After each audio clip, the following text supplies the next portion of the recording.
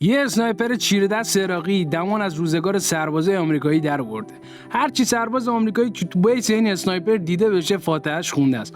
توصیه میکنم تا آخر ببینی و اگه تازه به این کانال آشنا شدی حتما لایک و بزن، سابسکرایب کن و زنگوله کنارشو هم فشار بده. فیلم در سال 2007 در عراق شروع میشه بعد از اینکه رئیس جمهور آمریکا جورج بوش علیه عراق اعلام جنگ کرد. با وجود اینکه جنگ پایان یافته، یک گروهبان تکتیرانداز به اسم متئو و کمک دستش گروهبان آیزیک به یک بیابان در عراق فرستاده میشن. اونا به این دلیل اونجا هستن تا حواسشون به یک اسنایپر چیره دست عراقی باشه که داره یکی یکی سربازای آمریکایی اونجا رو هدشات میکنه. این دو گروهبان رو میبینیم که زیر آفتاب سوزان بیابون 20 ساعت رو استدار کردن که شاید بتونن اون اسنایپر نابغه رو پیدا کنن. گروهبان متئو از انتظار خسته شده و از جاش بلند میشه و میگه اون هیچ اسنایپری اونجا نمیبینه، ولی جنازه‌های سربازای آمریکایی که روی زمین هستن ادعای اون رو تکذیب میکنن. آیزیک به متئو میگه که از اونجایی که همه افرادی که مردن هدشات شدن و تیر به سرشون برخورد کرده، قطعاً پای یک اسنایپر در میونه. آیزیک همچنان معتقد اونا روبروی یه اسنایپر نابغه به اسم جوبا قرار دارن، ولی متئو مخالفه. میگه امکان نداره هیچ اسنایپر عراقی انقدر خوب باشه که بتونه تمام این افراد رو زیر 30 ثانیه بکشه. بعد از چند ساعت صبر متئو تمام میشه، تصمیم میگیره خودش تحقیقات میدانی رو به عمل بیاره. اون وسایل خودش رو برمی‌داره و از کاور خودش خارج میشه. به آیزیک میگه که اون رو کاور کنه و از پشت مراقبش باشه. متئو به سمت پروژه ساخت لوله‌های آمریکایی‌ها حرکت میکنه و جنازه همرزای خودش رو اونجا میبینه. آیزیک به دلیل کثیف بودن شیشه دوربینش متئو رو گم میکنه. مشکل رو به گوش متئو میرسونه و متئو به دلیل عوض نکردن به موقع شیشه‌های دوربینش اون رو سرزنش میکنه. آیزیک میگه که این دوربین برای یکی از دوستانش به اسم جین هست که فوت شده و این دوربین و شیشه‌اش براش ارزش معنوی داره. متئو جنازه ها رو میبینه و متوجه میشه تمام اونها با یک شلیک بی‌نقص وسط سرشون هدشات شدن. متئو از اینکه اسنایپر همین اطراف باشه ترس برش میداره و به آیزیک این رو اطلاع میده. آیزیک با شنیدن این حرف سریع بهش هشدار میده تا از اون منطقه دور بشه، ولی با هشدار آیزیک متئو کماکان تصمیم میگیره وسط میدون وایسه تا مسیر اسنایپر رو مشخص کنه. آیزیک داره به متئو اصرار میکنه تا اونجا رو ترک کنه، ولی خیلی دیر شده و اسنایپر به متئو شلیک میکنه. آیزیک متوجه این میشه و خیلی سریع میره تا به متئو کمک کنه. اون داره به صورت زیگزاگ میدوه تا کارو برای اسنایپر سخت کنه، ولی این کار اون هیچ تأثیری نداره و قبل از اینکه بتونه متئو رو به یک جای امن ببره، اسنایپر به پاش شلیک میکنه. به همین دلیل مجبور میشه متئو رو رها کنه و یک جوری خودش رو به پشت یه دیوار برسونه. متئو با بیسیمش به آیزیک میگه که درخواست پشتیبانی نجات بده. آیزیک با یک کمربند دور پاهاشو میبنده تا از خونریزی جلوگیری کنه. بعد تلاش میکنه از طریق بیسیمش ارتباط بگیره، ولی بیسیم اون هیچ سیگنالی رو دریافت نمیکنه. متوجه میشه که به بیسیم اون هم شلیک شده و از کار افتاده. متئو از آیزیک میخواد دوباره برای شناسایی مکان اسنایپر تلاش کنه تا اون بتونه بهش شلیک کنه که متئو توی راه که بره تفنگشو برداره از درد و خون از دست رفته زیاد بیهوش میشه. آیزیک که میبینه هیچ کاری از دستش بر نمیاد، تصمیم میگیره از زمانش استفاده کنه و گلوله رو در بیاره و زخم خودش رو ببنده که بعد از انجام این کار آیزیک هم بیهوش میشه. یکم بعد آیزیک با صدای هدفون توی گوشش بیدار میشه و صدای یه آفیسر آمریکایی رو میشنوه که داره سعی میکنه باهاش ارتباط بگیره. آیزیک خوشحال میشه و تو معتادش عروسیه. درخواست کمک میکنه، ولی چند دقیقه بعد وقتی افسر از آیزیک لوکیشن اونو درخواست میکنه تا براش کمک بفرسته، آیزیک به قضیه شک میکنه. افسر ازش میخواد تا از جای بلند بشه و یه تیر هوایی شلیک کنه تا بتونه لوکیشن اون رو پیدا کنه، ولی آیزیک متوجه میشه قضیه کیه، چون این درخواست برخلاف پروتکل های اوناست. توجهش جلب موقعیت اسنایپر میشه که توی بیس ارتش آمریکا جا خوش کرده.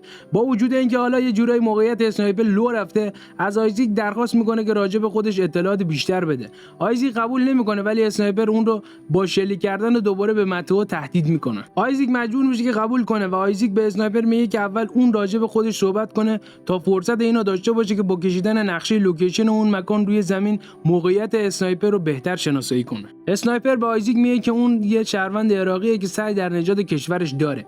از آیزیک راجع به خانواده‌اش میپرسه که آیزیک به دلیل شخصی بودن زیادی سوال به اون جواب نمیده. بعد اسنایپر رو مسخره میکنه چون میگه که اون داره افرادی رو میکشه که سعی در پیشرفت کشورش دارن، نه نابود کردن اون. ولی اسنایپر هم از این حرف آیزیک خندش میگیره و با آیزیک میگه که تنها دلیل حضور شما اینجا منفعت خودتونه. چند دقیقه خبری از آیزیک نمیشه و اسنایپر باز میره تا به متئو شلیک کنه. اسنایپر به آیزیک میگه که اون حتی راجع به دوست اون جین میدونه که آیزیک خیلی شوکه میشه. میخواد از قمقمه خودش آب بخوره که دوباره جای تیر اسنایپر رو روی بطری خودش میبینه. اسنایپر به آیزیک میگه که اون اشراف کامل روی موقعیتش داره و از قصد به آنتن بطری و زانوهای اون شلیک کرده تا نتونه فرار کنه. همچنین به آیزیک میگه که اون قبل از صبح به دلیل خونریزی شدید زانوهاش خواهد مرد. آیزیک سعی داره که بفهمه اسنایپر دقیقاً داره از چه اسلحه‌ای استفاده میکنه و اون رو تروریست خطاب میکنه که اسنایپر با خنده بهش میگه که این تویی که الان با تفنگ تو کشور من هستی. با نگاه پی در پی خودش آیزیک متوجه میشه اسنایپر توی توده‌های آشغال استتار کرده و گمان میره که همون جوبا باشه که یه اسنایپر حرفه‌ای هستش. ولی اسنایپر میگه که جوبا نیست، اون یه شهروند عادی عراقیه. آیزیک میگه که تو احتمالاً یه افسر سابق آمریکایی هستی که بعدها به اونها خیانت کرد. ولی اسنایپر باز هم رد میکنه و میگه اون فقط کسایی رو میکشه که اول بهش حمله میکنن. آیزیک داره از شدت خونریزی و آتش از هوش میره ولی سعی میکنه یه حقه سوار کنه و میاد کلاه و لباس خودش رو برای ردگم کنی میذاره روی چوب که اسنایپر گول اون رو نمیخوره و آیزیک فقط کلاه خودش رو از دست میده. در حالی که چاره‌ای براش نمونده با جون خودش بازی میکنه و سعی میکنه خودش رو به جنازه یکی از سربازای کناریش برسونه تا ببینه چیز به درد بخوری همراهش هست یا نه.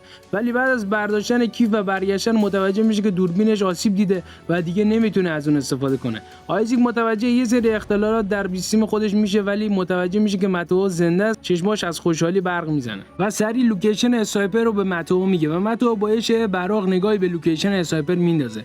در حالی که متو داره یواش یواش سمت تفنگش میخزه، آیزیک هم داره سعی میکنه حواس اسنایپر رو پرت کنه. اسنایپر میگه که یه معلم توی بغداد بوده و بعد از مرگ دانش آموزانش توسط حمله آمریکایی‌ها اون خواستار انتقام از اونها شده. اسنایپر از آیزیک میپرسه چرا داری دوربینی که از کار افتاده رو با خودت حمل میکنی؟ آیزیک جواب نمیده. اسنایپر باز هم میره تا یه تیر به متو بزنه. آیزیک سریعا جواب میده که اون دوربین رو به خاطر دوست فوت شدهش یعنی جین با خودش حمل میکنه. این رو هم میگه که جین به خاطر اشتباهات اون بوده که مرده. در همین حین متو به تفنگش میرسه و چند تا شلیک نامنظم هم میکنه.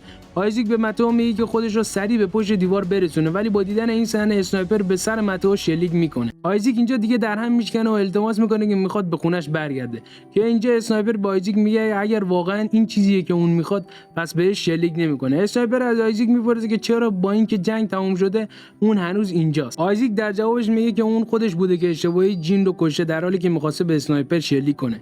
اشتباهی به اون شلیک کرده و به این مورد هم اشاره میکنه که راجع به این موضوع به همه دروغ گفته و گفته که جین رو اسنایپر کشته. یا آیزیک صدای بیسیم خودش رو میشنوه ولی بیسیم انقدر آسیب دیده که فقط میتونه صدا رو بشنوه و نمیتونه صحبت کنه. اون میشنوه که اسنایپر با استفاده از اسمش داره از بیس کمک میخواد و متوجه این موضوع میشه که این اسنایپر هست که هر سری درخواست کمک از بیس میکنه و هر کسی که میاد تو کمک کنه اون رو میکشه. در صحنه بعد یک کلاغ رو میبینیم که سر وقت پای خونالود اون اومده. به هر نحوی هست موفق میشه اسنایپر متو رو برداره و به سمت آشغال‌ها شلیک کنه. متوجه هلیکوپترهای کمک میشه و دیوار جلوی خودش رو برای موقعیت یابی اونها خراب میکنه. اسنایپر به خاطر غباری که از خرابی به وجود اومده نمیتونه آیزیک رو ببینه و آیزیک بهش شلیک میکنه ولی هنوز مشخص نیست تیر به اسنایپر اصابت کرده یا خیر. برای اینکه متوجه بشه بلند میشه و سر جاش میایسته. در کمال تعجب بهش شلیک نمیشه و این یعنی اسنایپر صدمه دیده یا مرده. هلیکوپترها فرود میان و سربازا بهش کمک میکنن ولی آیزیک توان این رو نداره که درباره اسنایپر به اونها هشدار بده و به محض بلند شدن هلیکوپتر اسنایپر به تک تک سربازاش شلیک میکنه و با زدن خلبان باعث سقوط هلیکوپتر میشه. همه کشته میشن و در سکانس آخر اسنایپر هنوز از بیس کمک میخواد و خودش رو جای سربازای آمریکایی جام میزنه تا اونها رو به منطقه بکشونه و دخلشون رو بیاره. مرسی که تا انتها همراه هم بودین. اگه از این سبک ویدیو خوشتون میاد لایک کن، کانال رو سابسکرایب کن، اون زنگوله کنارش رو هم بزن تا یه ویدیوی بعد. تنتون سلامت.